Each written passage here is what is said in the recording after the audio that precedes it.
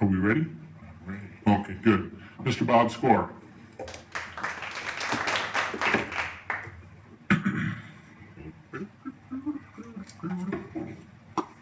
Bob Score, 617 Southwest 14th Street.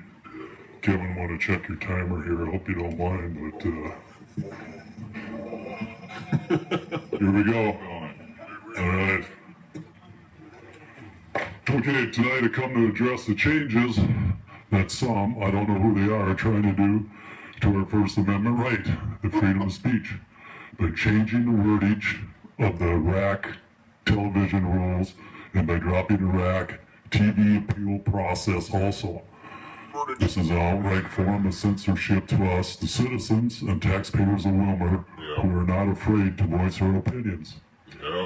As it has been seen in the West Central Tribune on their Facebook page, KWLM Radio, their Facebook page, Recall Ron Committee Facebook page, and all you other Facebook writers who seem to voice your opinions and sometimes in nasty and vulgar ways, but you think it's okay to do that, but others are not supposed to have that right.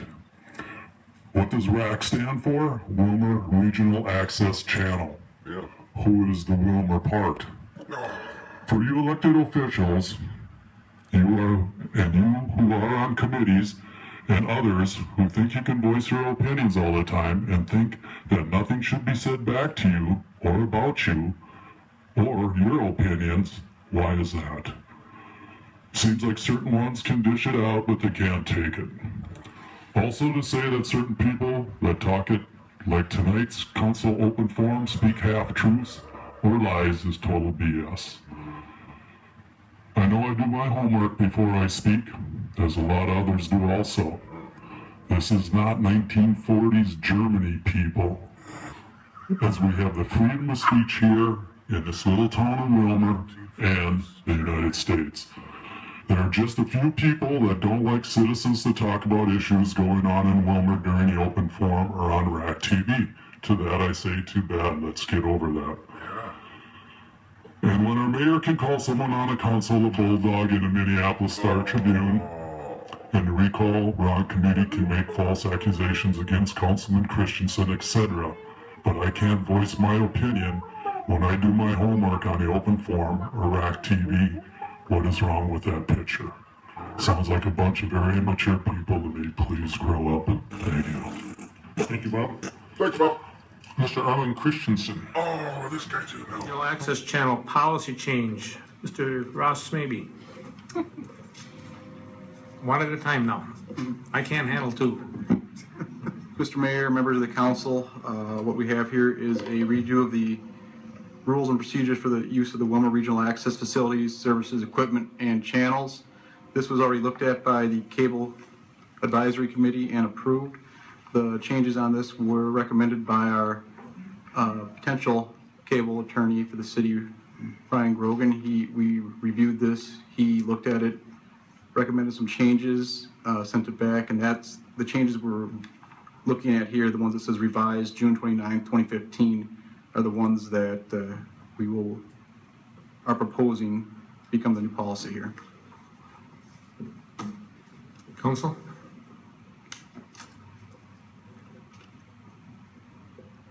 You have a motion, a second? I was going to ask a question. Okay, go ahead with the question then. Thank you, Mr. Mayor. I was at the meeting there. Maybe you could explain to the public the what is changing in here. What's different than the policy we had prior to this? So that I know Mr. Score was interested in it earlier. He asked that question, what we're changing, and could you just briefly go over them so that Sure. the full council understands it? Well, the policies were written quite a few years ago, and we've added some statutes to it. We've added some additions that are a part of the Federal Communications rules under certain sections. We've just changed some of the guidelines and the policies to reword things in a way that spells out what certain violations that may be happening with the franchise or with the policies are going to entail. The current one that we're using was written again quite a long time ago. So the changes are minor, but through the information that we got through a couple issues that we had with the policy, we've added more clarification to certain things that are going to possibly happen through the recommendation of the advisory committee. So if you wanted to start with the program guidelines under number 3, some of those have been changed. The one that you can see here that says number 4, it says content protected by copyright unless proper authorization has been obtained. And then 5, which was any other content which was in violation of law. B was also added because people, I guess, don't realize that we're not like the newspaper. We don't actually edit content. It's submitted as is given to us. We air every program that is submitted to the Willmar Regional Access Channel. We have to by law. It's part of the Federal Cable Act. You can't have a violation of a policy unless a program actually airs. So every program that's submitted to us airs. If we do not air it, we've set the city up for a lawsuit that we cannot defend. Oh, good. So well, let me get a sure better that lawyer. everything in here That's good to know. with regards Thanks, to Rudy. the policies is done in the Good. correct manner. I'm and glad through that the we got that advice sorted out. of our legal counsel. Again, Oh we my don't God. edit any other programming content. It airs as it's submitted to us.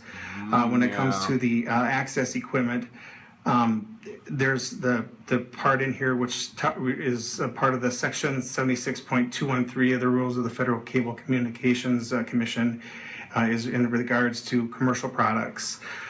If you go to the next page, D is added for the violation sections A, B, and C, and it results in the cancellation of users' program rights with regards to the access center. If you skip down to where it says, as set forth in section 12, is on page 4. It's under the preferences where we've added the failure to comply with the rules and procedures are subject to forfeit the right of the RAC's access equipment, studio facilities, and airtime as determined by the coordinator. And then we've spelled out first, second, and third time violation results. The current policy just states that failure to comply with these guidelines may subject the access user to forfeit the right and the use of access equipment, studios, or facilities and airtime. I think so I get we've it. added that. Yeah, I get it. You've given Bob Score a 3 strikes, you're out rule. I get it. You've given Bob Score more options to be added. Yeah. Which is J, letter J. Ooh, is this one for me? Where if there are any complaints about any violations of the rules that will result in a suspension of the program from the schedule, the program is going to be reviewed by the city's communication attorney, and if there's any complaints, it needs to be submitted to RAC staff. And it needs to be specific to the program and the detailed on the alleged violation. And any programming that's submitted to found to violate the policy will be immediately removed from the schedule. Okay. And the person submitting the program will be notified of the violation. I'm still waiting. Excuse me, Rudy. Yeah. I don't expect you to read through all of them. I can see they're highlighted on here. The basic ones were Mr. Score was warning about First Amendment rights. Yeah. Right. Well, these actually protect the First Amendment rights because That's what I thought. when you submit a program, again, we have to air it. You can come here and speak your free speech, your freedom, whatever you want. You can say whatever you want to say, but you're only allowed your 3 minutes. You can come to the studio and speak for 3 hours if you wanted to. Okay. But with those free speech rights, there are consequences if you do say something that you shouldn't say. So like what? We need to make sure that what consequences? Access users. I mean, they have free speech. Really? Because it'll air at least one time. Really? And it can air more if there's not anyone that can complain about it in a specific matter. We weren't specific enough in our complaints about Bob Score's program for the last 6 months. Seriously? They can come to the studio and speak whatever they want to say. The complaints about Bob's program weren't specific enough. Then I got you. False violations would be mainly libel, slander, and violation of copyright is typically what Oh, copyright, yeah. Oh, right, that's what I did. Violation of Bob's copyright. People bring to the studio. Bob has a copyright on that. Sometimes we do help Wipe somebody my else ass do with I it. mean, somebody needs to determine that, hey, this is wrong, you can't be doing this, and that is. That first we have to get a complaint, a specific complaint in order. Specific It's complaint. not us to police it. Okay. So it's not, as I'm at the program or the studio doing programming day, I have the channels on, but I can't see 3 channels and hear everything that's going on. So if Specific. somebody complains about it, it needs to be specific. That's when it's addressed. Right. So, and it has to come to us. Someone can't just say, I hate this, I don't like this program, I don't think it should be on. Well, it doesn't violate the policy because there's not guys. anything that's specific. We've had a lot of negative Smedley. publicity lately, and we just want to make sure that that we are doing everything that we can to protect the city, to protect the users, to protect the cable companies, to protect the people that are using the facilities. to cover your We're going to asses. I got continue you. to do that, and we're going to continue to put out quality programming. The first set of equipment for the studio was purchased in 1986, which means that next year we'll have been in existence for 30 years. So for every issue that we may have and that we've had lately, there's thousands more of good things that are happening. So Thousands. it's We're talking millions, access buddy. centers deal with this all the time, and we're just trying to make sure that with the policies they're in place, they're current for when we get into the next franchise renewal. Oh. This Thank is you. not out of the band type policy renewal. It's done with every franchise renewal, which is every 15 years. Okay. With that, I'll move to adopt the new rules and procedures for the Willmar regional access channels. Motion made and seconded to adopt the procedures as presented. Councilmember Fagerly. Oh, that's my favorite part. My favorite part. This is for Rudy. You were talking about safeguards for all of us. How about you? Do you feel safe in that building? Oh yeah. Yeah, I know everyone that comes in and out, including, we have a lot of people that Me? submit programs. Rudy? You know me. We grew up together, I Rudy. don't have any issues with anybody that comes in. Right around the corner. Everyone that I've worked with, I've had a friendly relationship with. Next door neighbors, everyone we is are welcome friendly. to use it, even though technology has changed over the last 5, 6, 7, 8 years. You don't need to come in and check out equipment anymore. 5, 6, You 7, can record it on your phone. Phone. Instantly. You can put it to any social media, Facebook, YouTube, whatever you want to. So we don't have that many people coming in using the facilities as much as we used to, but they're still available. We had someone check out equipment last Thursday to record something. Bob Score was coming in and using the studio. The churches all submit programs. We work with the school district. We record those. We have our meetings here. We have the county board meetings. We have a lot of entities, and it's not just the programming. Entities. We do a lot of bulletin board announcements. So we have that population of people that are bringing us that information, and then all the volunteers that work within the entities, county board, school, the churches that bring that programming to us. You wouldn't want to jeopardize all of that. It's good. There's no issues with this. When you're there, the door is open, and you usually know when someone is coming. Then they make an appointment. Yep. Everything is scheduled on appointment when they want to pick up equipment or when they want to use the studio, and we make sure that there's somebody there. I'm there usually from Cover your bases, 6:30 Fagerly. to 2:30. Cover those bases.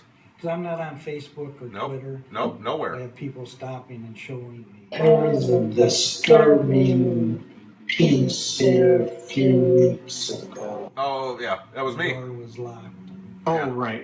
The door was locked because I was actually shooting in the studio. So I can't shoot and record since I'm the only one there in the studio. Right. So I have to lock the door because if somebody would come in, I wouldn't be able to do what I'm doing. And the studio, in that case, the studio is only locked for approximately 40 minutes. But I know what you're talking about. Yeah. That was And me. that's part of the negative publicity. It's not the whole story. It's sometimes It's really social only media half the can get story. a little ridiculous. Yeah.